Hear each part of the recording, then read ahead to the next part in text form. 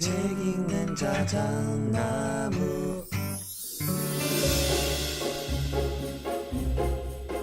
병원을 다녀도 낫지 않는 병이 있습니다. 아니, 병이라고 부르기도 좀 애매한 그저 삶이 무겁고 힘든 그런 느낌. 만성피로, 불면증, 이유 없는 우울감 같은 거. 현대를 살아가는 우리 모두가 안고 있는 그런 자잘한 통증 같은 거 말입니다. 오늘 이야기할 책은 그런 우리에게 숲을 처방합니다. 히포크라테스가 이렇게 말했대요. 치료는 자연이 한다. 의사는 돌볼 뿐이다. 간명하죠. 이 책은 그 오래된 지혜가 최신 과학과 만나는 순간을 기록했습니다. 저자는 15년차 가정의학과 의사예요.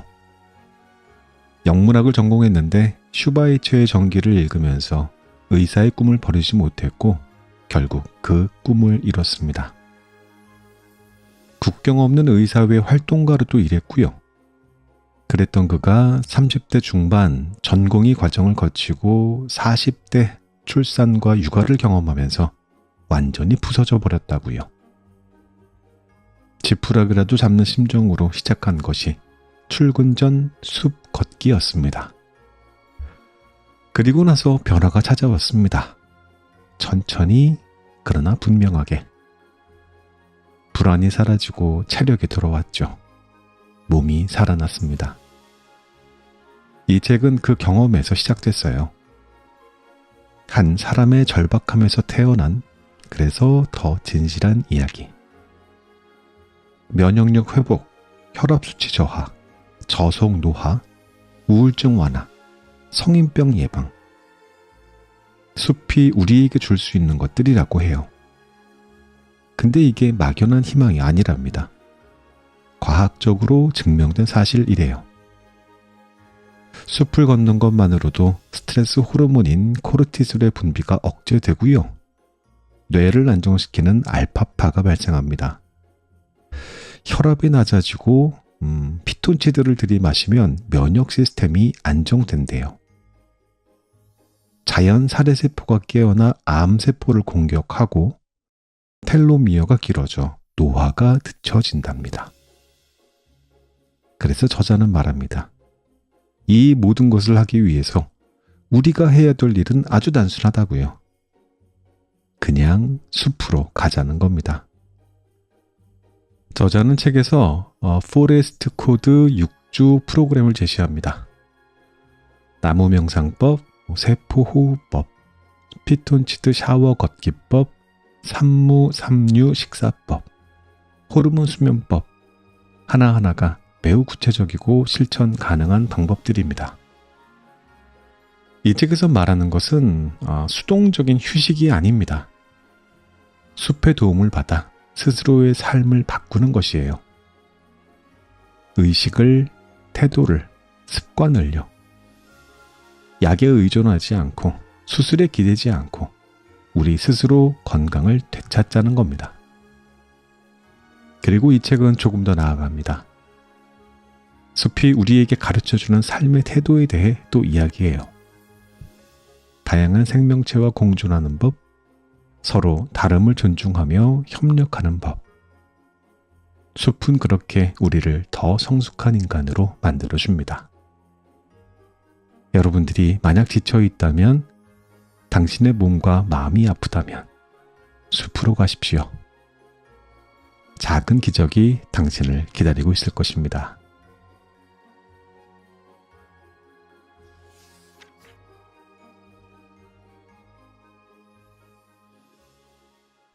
들어가는 글, 숲을 다니면서 내 삶이 바뀌기 시작했다. 숲이 가진 치유의 힘을 알지 못했던 몇 년 전, 모든 일이 힘겨웠습니다. 쉴 틈 없이 이어지는 일과 육아로 녹초가 된 몸은 물론 바닥을 모르고 떨어진 자존감에 마음까지 흔들렸습니다. 그때 지푸라기라도 잡는 심정으로 숲을 찾았습니다. 출근 전 집 근처 숲을 걸었을 뿐인데 놀랍게도 고갈된 에너지가 채워지며 다시 열심히 살아갈 힘이 솟았습니다. 그때부터 어렴풋이 숲이 가진 위대한 치유의 힘을 느꼈던 것 같습니다.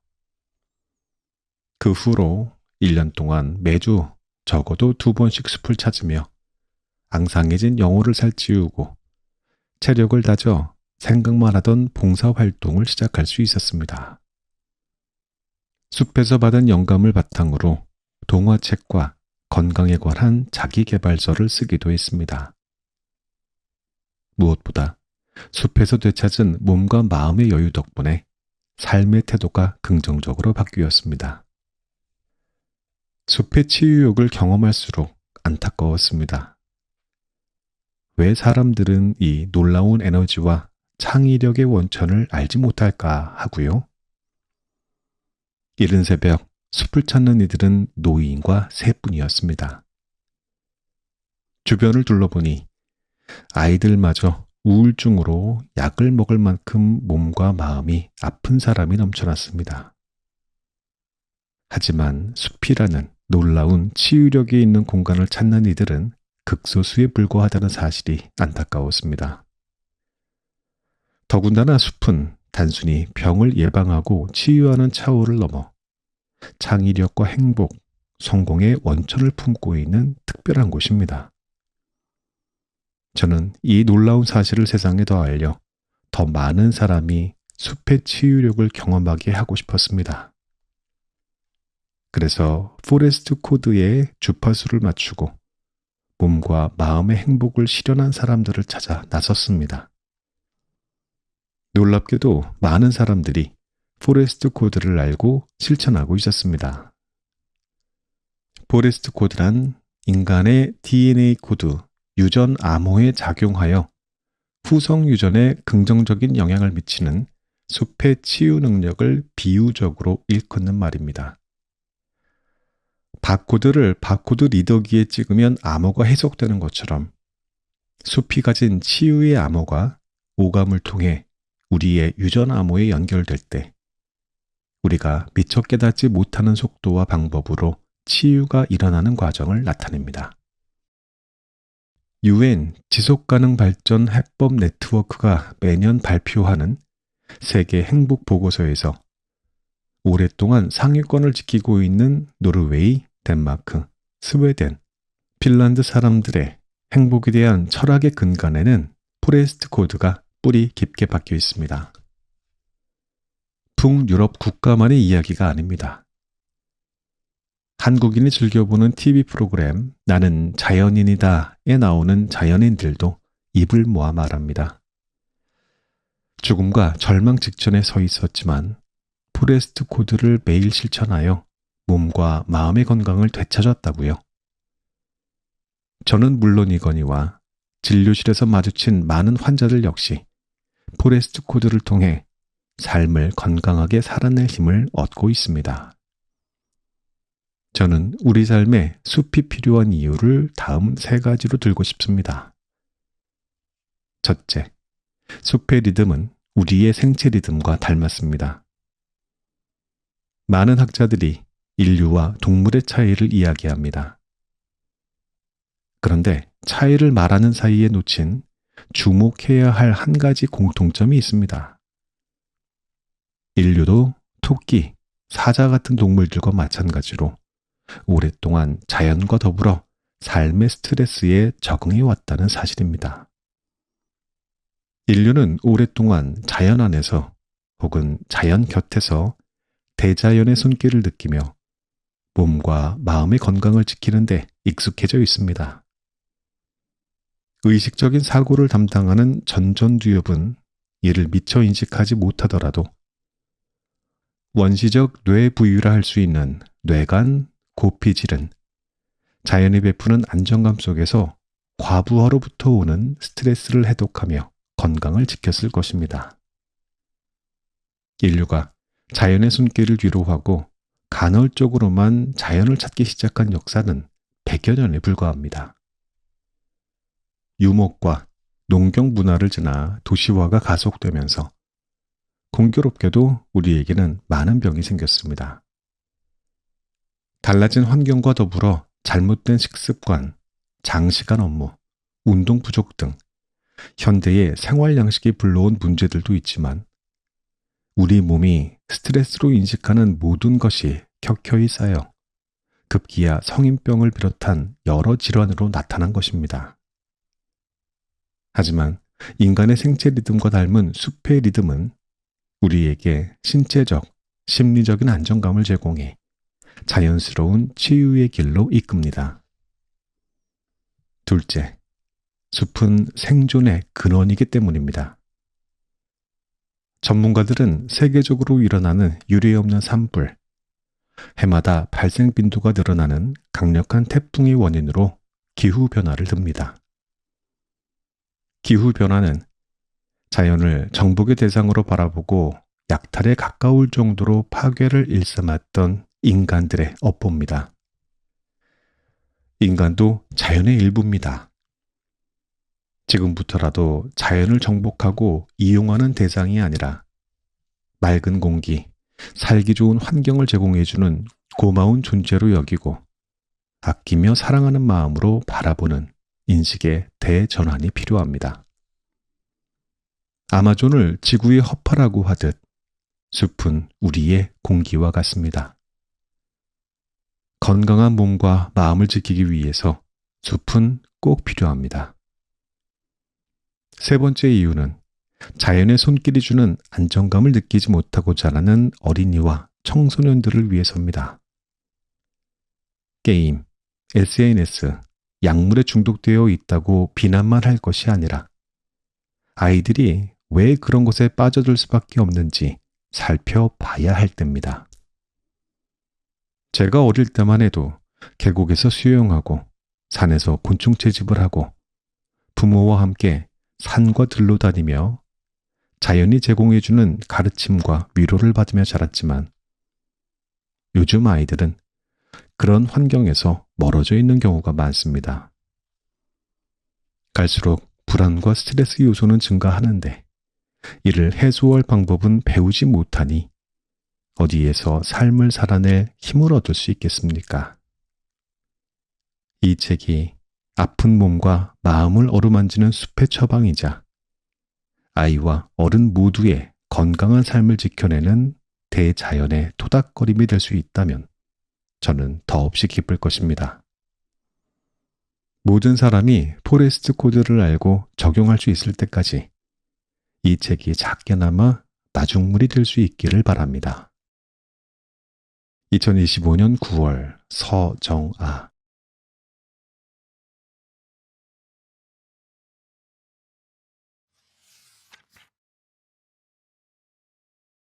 대부분의 병은 숲을 걷기만 해도 낫는다. 숲을 산책하는 것만으로도 혈압 수치가 낮아진다. 제가 고혈압 당뇨 전 단계라고요? 43세 7급 공무원인 영민 씨는 건강검진 결과 고혈압과 당뇨 진단이 나오자 망연자실했습니다. 40대가 되면서 체력이 예전 같지 않다고 느껴 좋아하던 술과 담배도 끊었고 자주 가진 못하지만 일주일에 한 번씩 헬스장도 다녔는데 갑자기 남의 일이라고만 여겼던 결과와 맞닥뜨린 겁니다. 체중은 정상이신데 복부 둘레가 91cm라 내장 지방이 의심됩니다. 혹시 식사는 주로 어떤 음식을 드십니까? 아무래도 직장인이다 보니 동료들과 함께 순댓국밥이나 돈가스 같은 외식을 자주 할 수밖에 없어요. 대면 업무를 하다 보니 스트레스를 풀 겸 가끔 고기 회식도 하고요. 하지만 체중이 정상이라 괜찮겠지 싶었는데 이런 결과를 받으니 난감하네요. 고혈압과 당뇨, 복부 비만에 모두 해당하면 대사증후군으로 이어진답니다.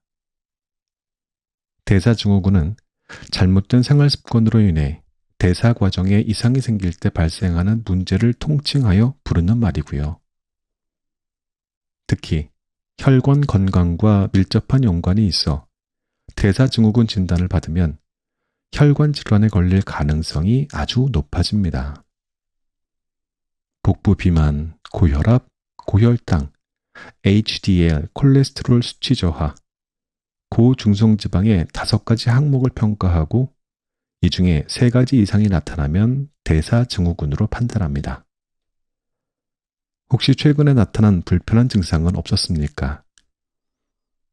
가끔 두통이 생기고 어깨 결림이 사라지지 않더라고요.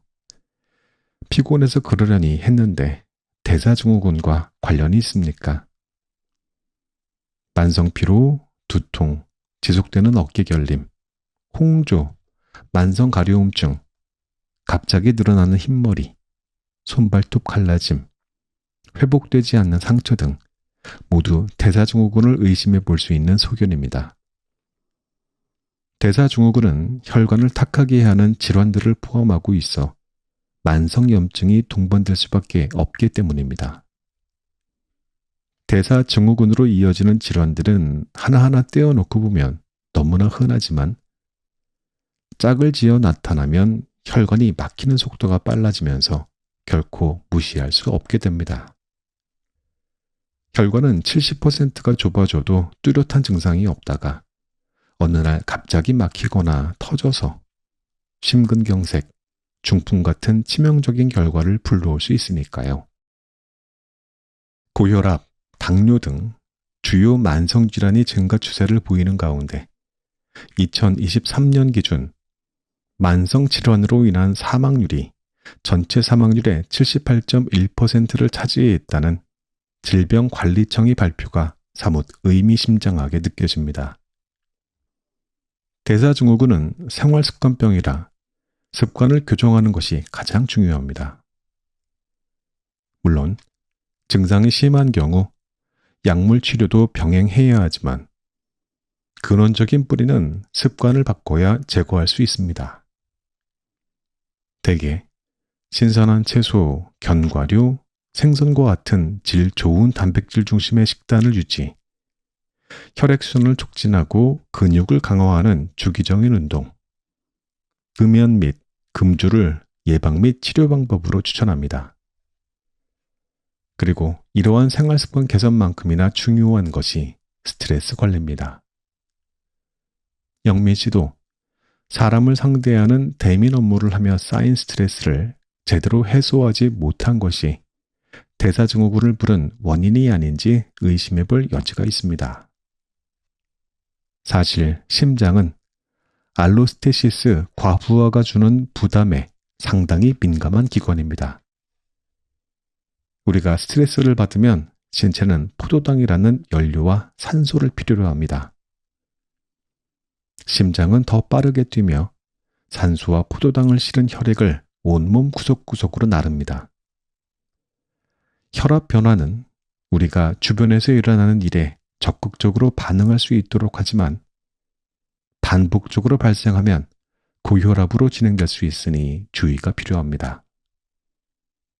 고혈압은 동맥경화를 유발하고 동맥경화는 혈관을 막아 혈전의 원인이 되어 심근경색과 뇌졸중의 원인이 됩니다. 우리의 몸은 스트레스를 받으면 상처를 입더라도 출혈을 최소화하기 위해 혈장에 있는 단백질인 섬유소원의 수치를 높입니다. 하지만 이 수치가 올라가면 혈액응고와 심장마비, 뇌졸중의 위험 역시 증가하게 됩니다. 알로스테시스 과부하에 빠지면 지방, 특히 복부 지방이 빠른 속도로 늘어나 인슐린 저항성이 높아져 대사증후군의 또 다른 요소인 당뇨병의 위험도 커집니다. 원래 인슐린은 혈액에서 포도당을 빼내 에너지를 필요로 하는 기관이나 근육으로 보내는 역할을 합니다. 하지만 당뇨병에 걸리면 신체가 인슐린을 충분히 만들어내지 못하거나 인슐린이 충분해도 적절하게 사용하지 못해 세포가 포도당을 충분히 공급받지 못하는 악순환이 반복됩니다. 따라서 대사증후군을 관리하려면 과부하된 알로스테시스 시스템을 정상화하는 것이 무엇보다 중요합니다. 이때 숲은 다양한 기전으로 알로스테시스의 균형을 되찾을 수 있게 합니다. 특히 숲에 가면 비정상적으로 항진된 교감신경이 진정되면서 스트레스 호르몬인 코르티솔을 안정시키는 알파파로 뇌파가 전환됩니다. 숲에 있는 것만으로도 혈압을 안정시킬 수 있고 코르티솔 수치가 떨어지면서 대사증후군의 악화 요인을 차단할 수 있는 것입니다. 혈압이 높은 중년 남성들에게 숲이 어떠한 영향을 끼치는지 보여주는 흥미로운 실험이 일본에서 진행되었습니다. 16명의 남성을 대상으로 도쿄 교외의 산림공원과 도심 지역으로 각각 2번의 여행을 다녀오게 한 뒤 여행 전후 혈압을 측정하였더니 도심으로 여행을 다녀왔을 때보다 숲으로 여행을 다녀온 뒤 수축기와 이완기 혈압이 현저히 떨어지는 결과가 나왔습니다. 중국에서도 비슷한 실험을 했습니다. 24명의 고혈압을 앓는 노인을 무작위로 2그룹으로 나눠 일주일 동안 한 그룹은 도시로, 다른 한 그룹은 숲으로 여행을 떠나게 했습니다. 이 실험은 혈압뿐만 아니라 심혈관계 상태의 중요 지표도 함께 측정했습니다. 그 결과 숲으로 떠난 그룹의 혈압 감소 효과가 훨씬 더 컸고 심혈관계 지표도 뚜렷하게 개선된 것으로 나타났습니다. 이처럼 숲은 아드레날린, 노르아드레날린, 코르티솔 같은 스트레스 호르몬 수치를 낮추고 부교감신경 활동을 활성화해서 인체의 혈압 조절 체계인 레닌, 안지오텐신 시스템을 억제함으로써 혈압을 낮춥니다. 들어가기만 해도 혈압을 낮추고 스트레스 호르몬 수치를 줄이는 의료기기가 개발된다면 아무리 비싸도 구입하려는 환자가 꽤 많을 겁니다. 그만큼 대사증후군 같은 건강 문제는 심각합니다. 그런데 그런 효과가 있는 천연 의료기기가 이미 우리 곁에 있으며 심지어 무료인데에도 제대로 알려지지 않았다는 사실이 무척 안타깝습니다. 고혈압, 고혈당, 고지혈증, 늘어나는 뱃살로 고민이 있다면 가까운 숲을 산책하는 것부터 시작해 보시기 바랍니다. 숲을 거니는 시간이 늘어날수록 고민은 줄어들 겁니다.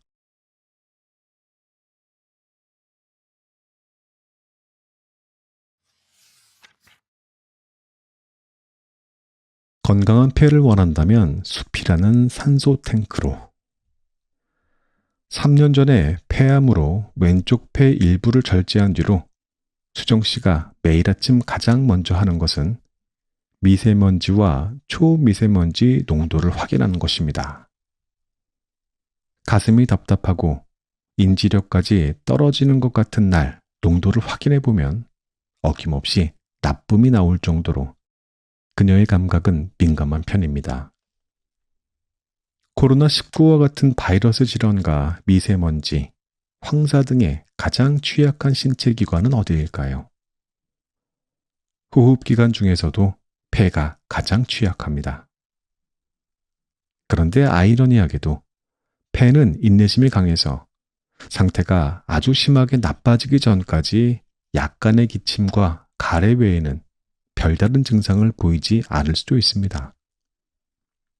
그러다 보니 다른 신체 기관보다 신경을 덜 쓰게 되는 것도 사실입니다.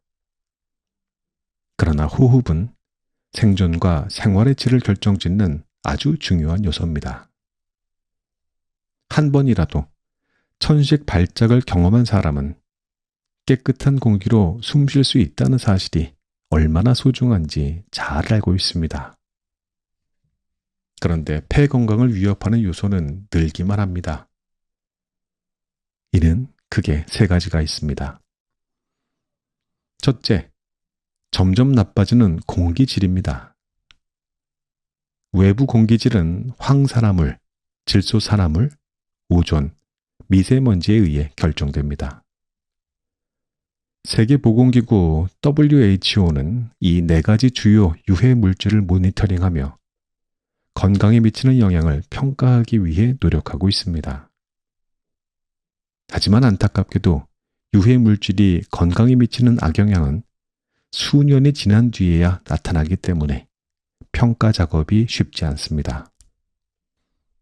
폐를 위협하는 가장 큰 대기 오염 물질은 미세먼지입니다. 2.5 마이크로미터 미만의 밀입자와 직경 0.1 마이크로미터 미만의 초미세먼지는 너무 작아서 허파, 꽈리 안까지 들어갈 뿐만 아니라 허파, 꽈리를 통과해 혈액 내 염증을 일으키기도 합니다.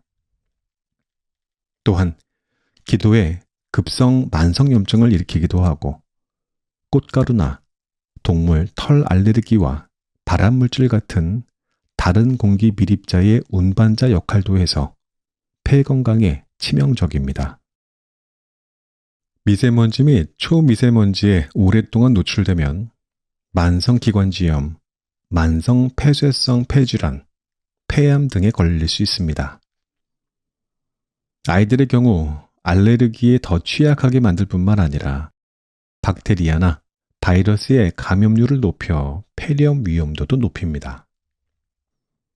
2017년 하버드 대학교에서 발표한 대규모 장기 연구 결과와 세계은행의 보고서가 미세먼지를 고혈압, 흡연, 혈당, 콜레스테롤 수치 다음으로 가장 큰 건강상 위험 요소로 선정한 이유가 여기에 있습니다.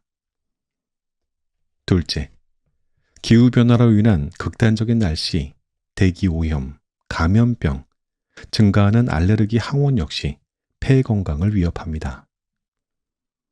불볕 더위가 계속되는 여름에는 공기 중 오존과 미세먼지 농도가 높아지게 됩니다. 이는 기도를 건조하게 해서 기도 질환에 치명적입니다. 따라서 천식, 만성 폐쇄성 폐질환을 가진 노년층 환자의 기도 발작이 심화되고 폐렴도 더 쉽게 발병할 수 있습니다. 셋째, 폐 노화입니다.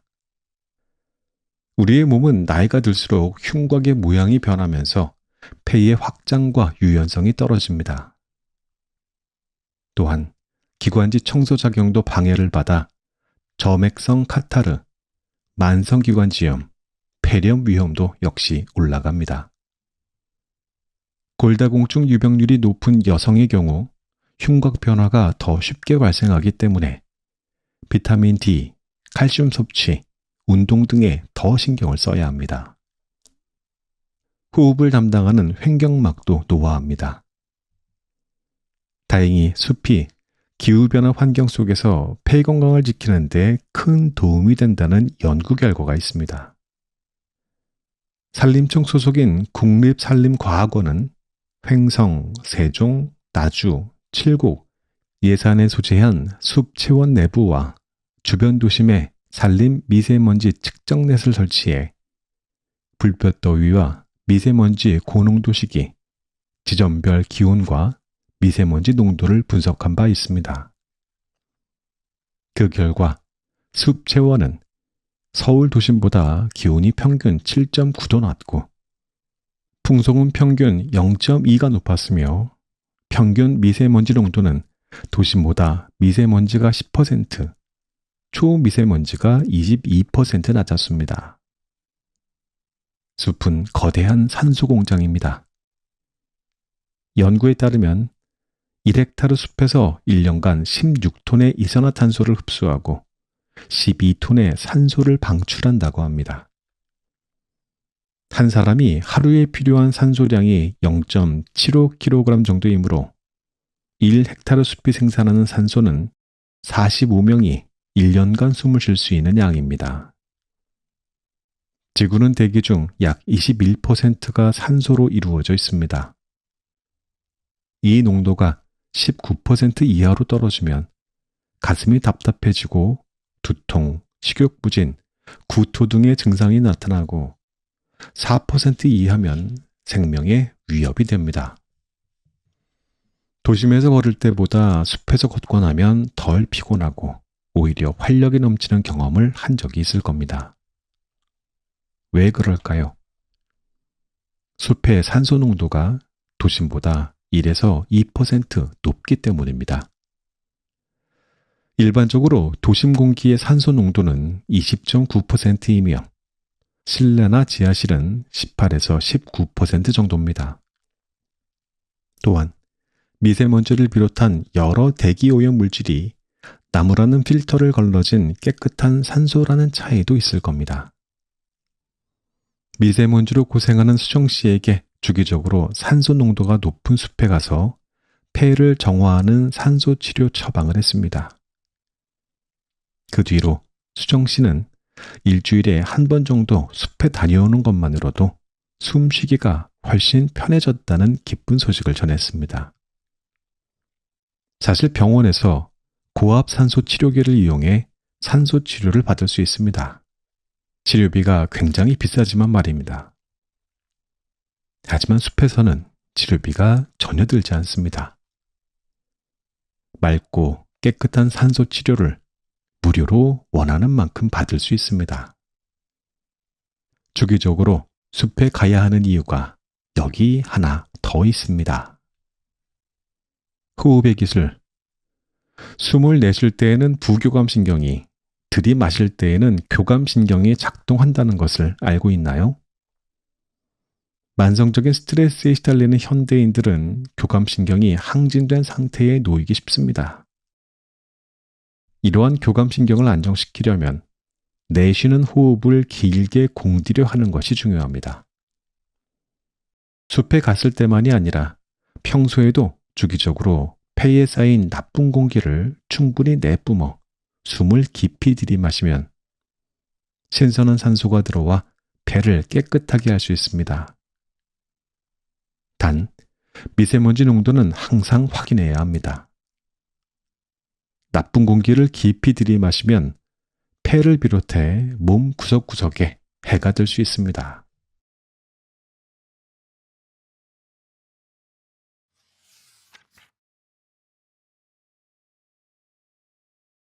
치매를 예방하려면 약 대신 비타민 N부터. 선생님, 갑자기 건망증이 너무 심해졌습니다. 요즘 스트레스를 받는 일이 많기는 했지만 글쎄 814번 버스를 탄다는 게 착각을 해서 204번을 탔지 뭐예요. 아직 그럴 나이는 아닌 것 같은데 어떡합니까 선생님? 52세 소영 씨는 저하된 인지 능력 때문에 고민이 많습니다. 소영 씨처럼 인지 능력 저하로 걱정하는 중장년층이 늘고 있습니다. 100세 시대를 넘어 120세대 시대로 가는 요즘, 노년층의 가장 큰 걱정은 자신의 질병이 자녀에게 부담이 되면 어떡하냐 하는 것입니다. 무엇보다 두려운 질병은 치매일 겁니다. 치매는 60세 인구에서는 1%의 유병률을 보이지만 이후 5세가 늘 때마다 2배씩 증가하는 경향을 보입니다. 따라서 60대 중후반으로 접어든 노인들의 불안은 커질 수밖에 없습니다. 중앙치매센터가 발행한 대한민국 치매 현황 2021에 따르면 한국 치매 유병률 중 알츠하이머형 치매는 75.5%로 제일 큰 비중을 차지하고 있습니다. 그런데 최근 40세 이상의 인구에서 알츠하이머형 치매 발병률이 점차 증가하고 있다고 합니다. 이는 치매가 더 이상 노인들만의 전유물이 아님을 시사합니다.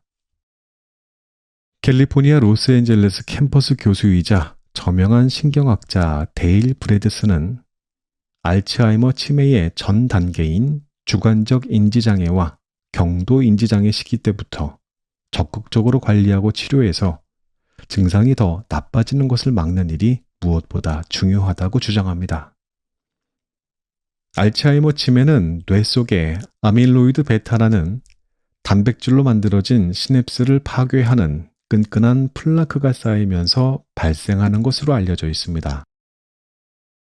지난 20년 동안 다수의 다국적 제약회사가 이러한 정보를 바탕으로 다양한 치료제 개발을 시도했는데 결과는 모두 만족스럽지 못했습니다. 치매는 다수의 요인이 복합적으로 작용해 발병하는 것이라 어느 한 가지 원인에 집중한 치료제 개발은 실패할 수밖에 없었던 것입니다.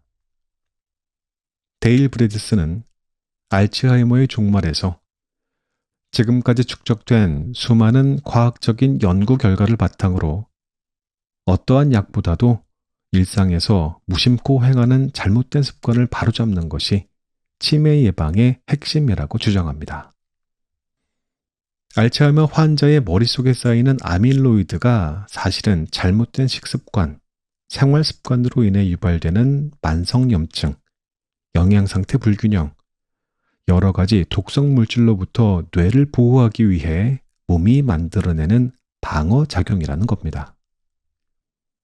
브래드스는 그 중에서도 끊임없이 이어지는 현대사회의 만성 스트레스를 조절하는 것이 치매를 예방하는 데 아주 중요한 요소라고 강조합니다. 그 이유는 스트레스가 기억과 밀접한 관련이 있는 해마에 직접적인 영향을 주기 때문입니다. 진화론적인 관점에서 보면 기억과 스트레스가 왜 서로 관련이 있는지 쉽게 추측할 수 있습니다. 인간을 비롯한 동물에게 스트레스를 유발하는 사건은 반드시 기억해야 할 가장 중요한 정보입니다. 동물은 어떠한 소리나 장소, 냄새, 그리고 다른 동물이 위험한지 아닌지를 즉각 알 수 있어야 합니다. 예를 들어 산불이 났을 때 그 냄새나 소리를 바로 떠올리지 못한다면 생존 가능성이 희박해집니다. 따라서 스트레스와 연관된 기억은 그 즉시 형성이 되고 필요할 때마다 바로 떠올릴 수 있도록 진화한 것입니다. 이러한 기억들은 편도체라고 하는 뇌 영역에 형성되며 기억이라는 성체의 수문장인 해마와 긴밀히 연결되어 함께 기능합니다. 스트레스를 유발한 사건이 깊은 인상을 남겨 강렬한 기억을 형성할 수 있도록 해마에는 기억을 형성하는 데 사용되는 스트레스 호르몬인 코르티솔 수용기가 많이 퍼져 있습니다. 그러나 이러한 특성상 해마는 고농도의 코르티솔 혹은 만성적인 코르티솔 증가에 취약합니다. 다시 말해 스트레스 수준이 너무 높거나 스트레스 상황이 오래 지속되면 해마와 해마의 기억 형성 기능이 위험해집니다. 해마의 기능 상실에 스트레스 호르몬이 역할을 하는 것이죠. 이로 인해 기억력이나 인지기능 저하 같은 문제가 생길 수 있는 것입니다.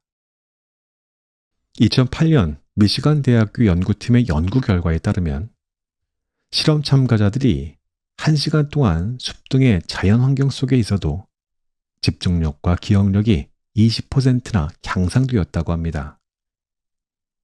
또한 뉴욕의 세이지 대학교 도로스 매슈스와 수전 젠크스 교육연구팀이 시행한 연구에서는 쥐에게 토양세균인 마이코박테리움 바카에를 주입하자 미로에서 길을 찾는 속도가 2배 빨라졌다는 연구 결과를 내놓았습니다.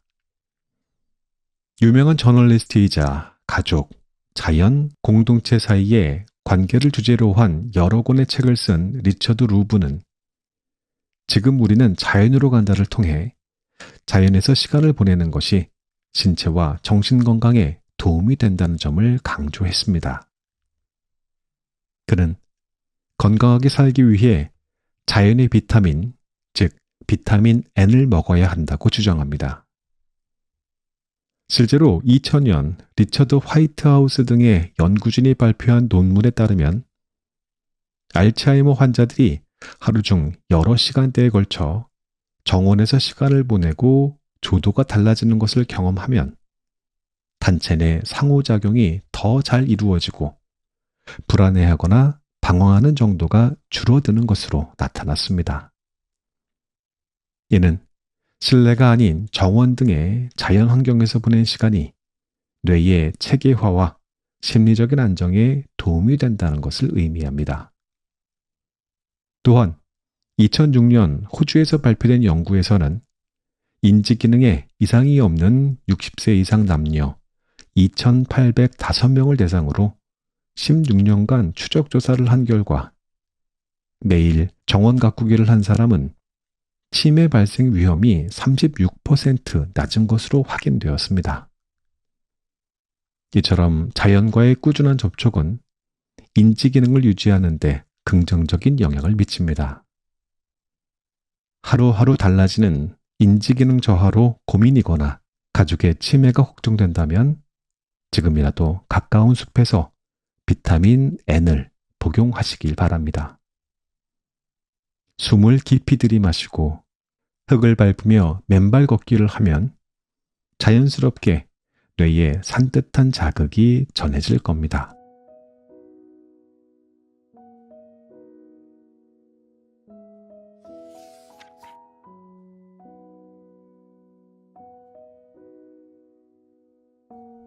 이 책의 낭독은 여기까지 하겠습니다.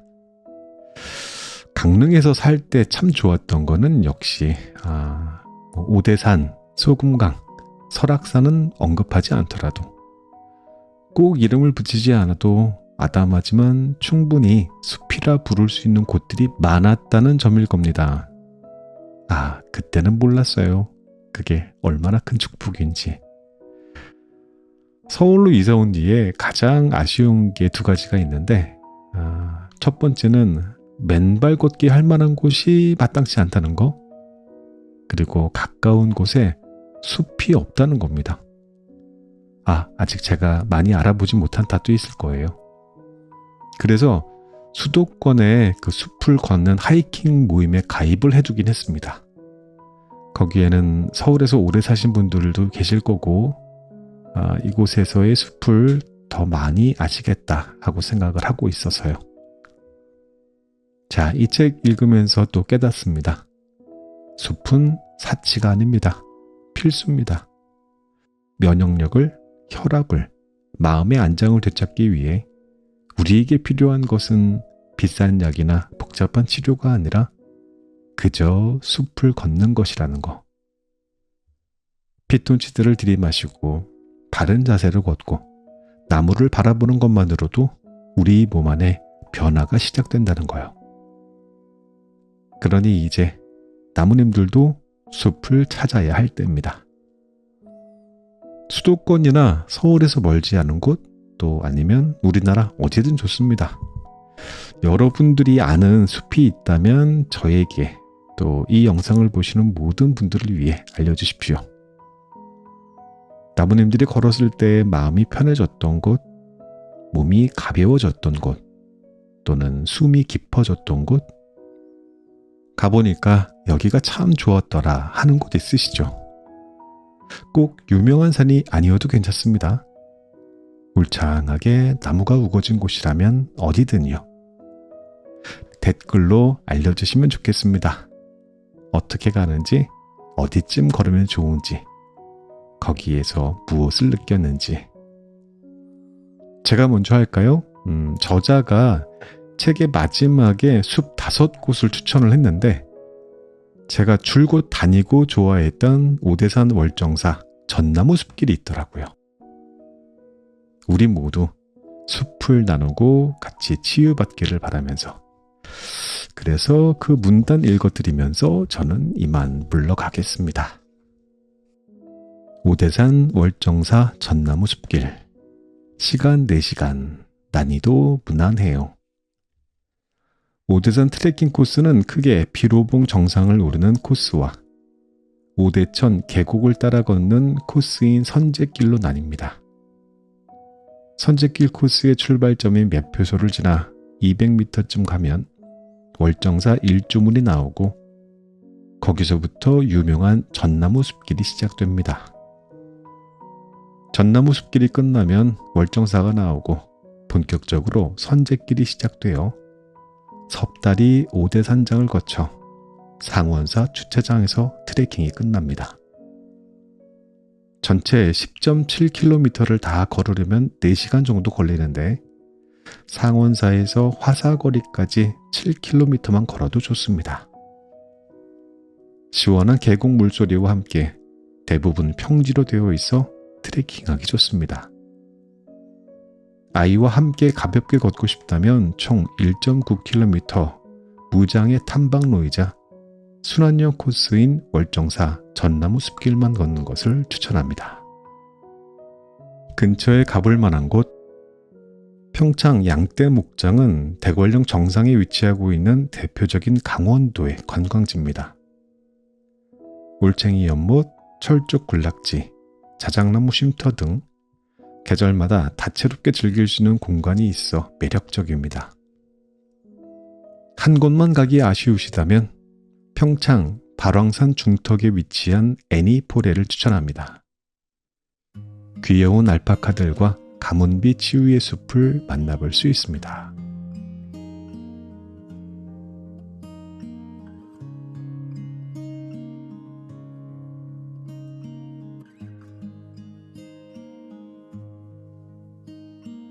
How many smiles does it take to be happy?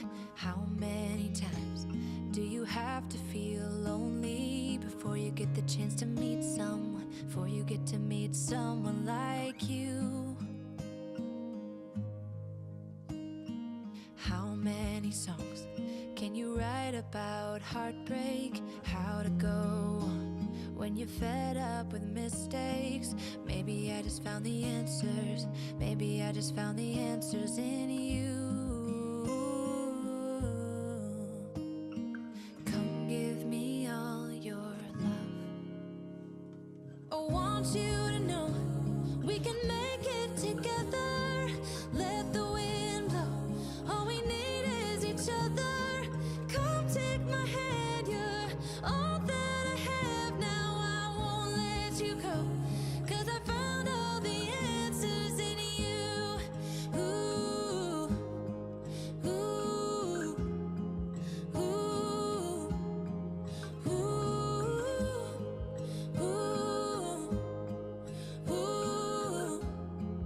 ooh.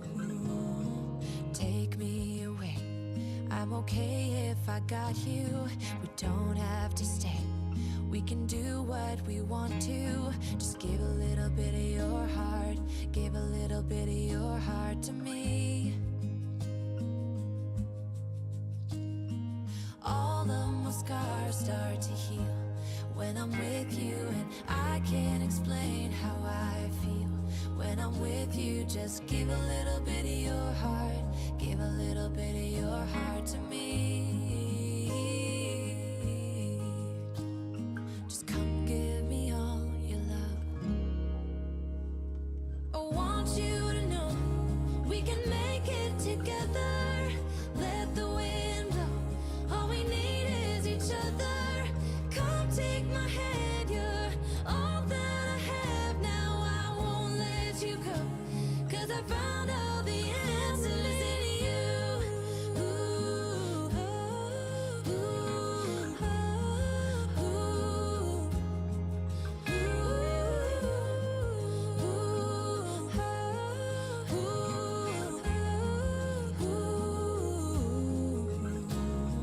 take me away.